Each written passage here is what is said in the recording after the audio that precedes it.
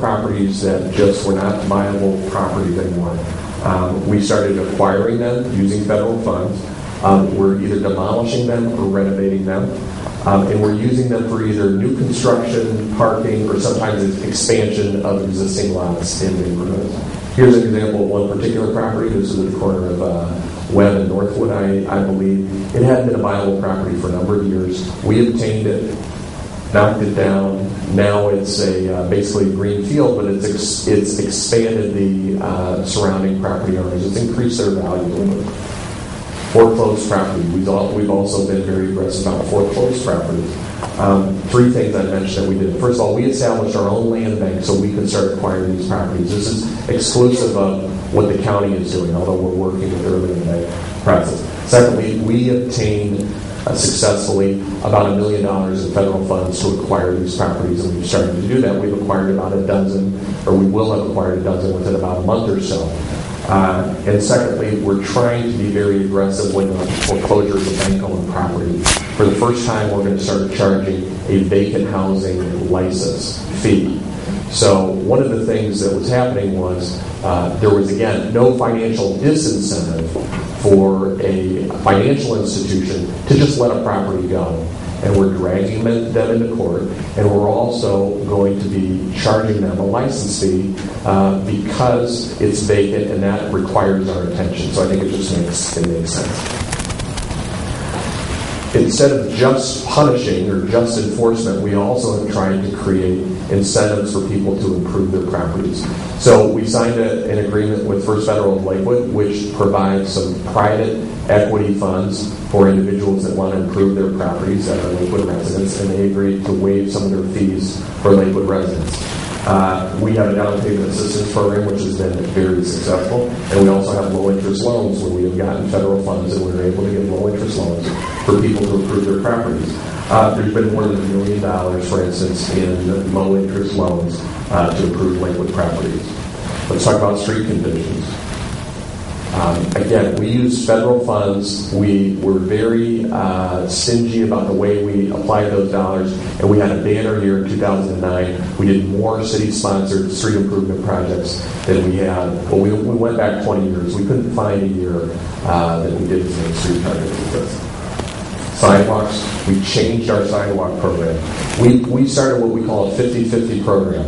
If you have a broken sidewalk, we will pay for 50% if you will pay for 50%. And it's working. And we're able to get lower prices because we have the advantage of being able to purchase the concrete at a group rate, so to speak. And it's extremely affordable.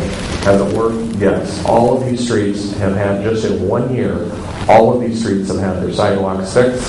We had over 17,500 square feet of sidewalks done. And we're finally, in 2010, we're going to be able to create a 5 or 7 year plan where the entire city will be completely repaired sidewalks for the first time in anybody's recollection.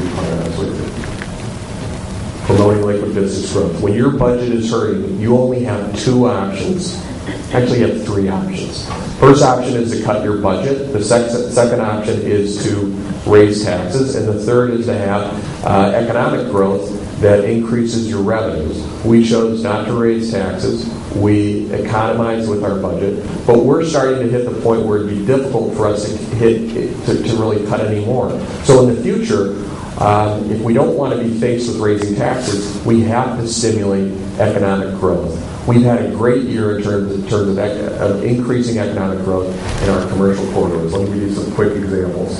And by the way, we took some of that money we saved from personnel, and we did put more funds than we had before in economic development programs. We don't massively subsidize economic development. What we do is we look for a business that has growth potential and say, look, we will strategically give you some funds. They might be loans, they might be grants. We'll help you. We'll be as business friendly as possible.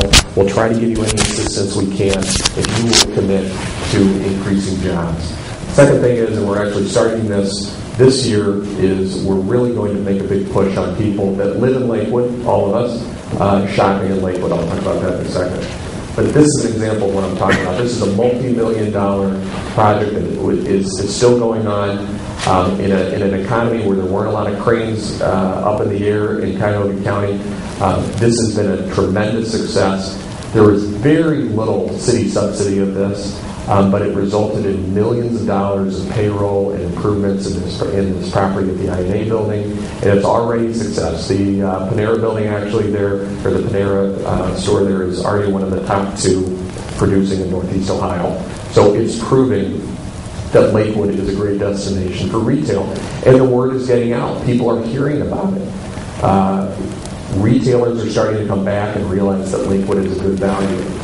These are just a few other examples. The Five Guys Burgers and Fries development. This is where the Dunkin' Donuts is, which was an empty parking lot for a couple decades.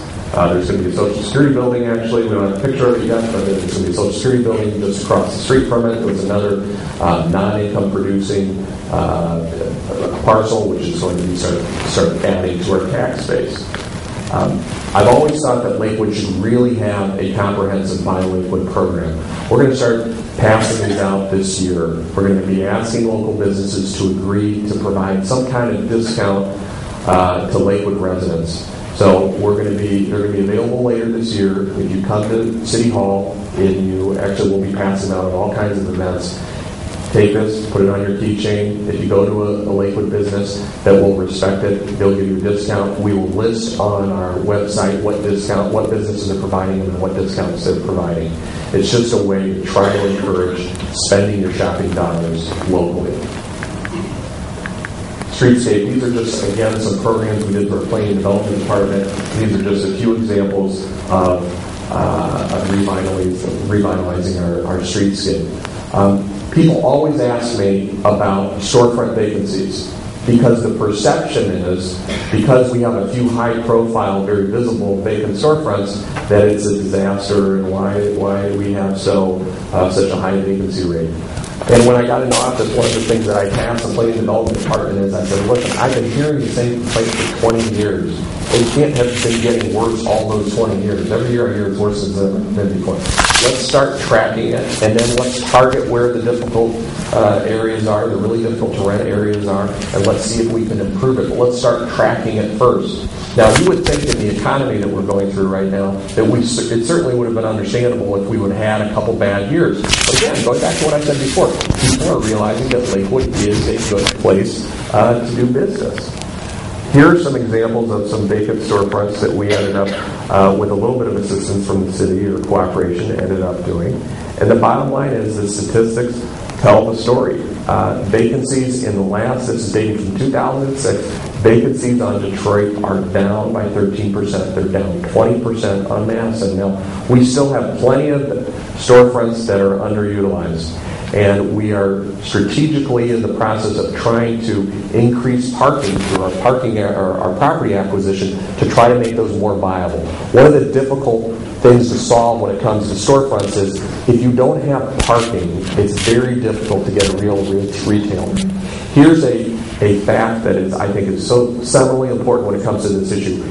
There is almost not a vacant. If you look at a property in Lakewood that is on Detroit or Madison and it has parking, it's almost never vacant. If it is vacant, it's just in between leases. There's hardly a location that has parking that is vacant. The ones that are vacant are ones, generally, are ones that have inadequate parking. So we're trying to methodically add to our stock there. Here are just some more examples. The Beck Center, which has got a great facelift, and that leads me to promoting arts and culture.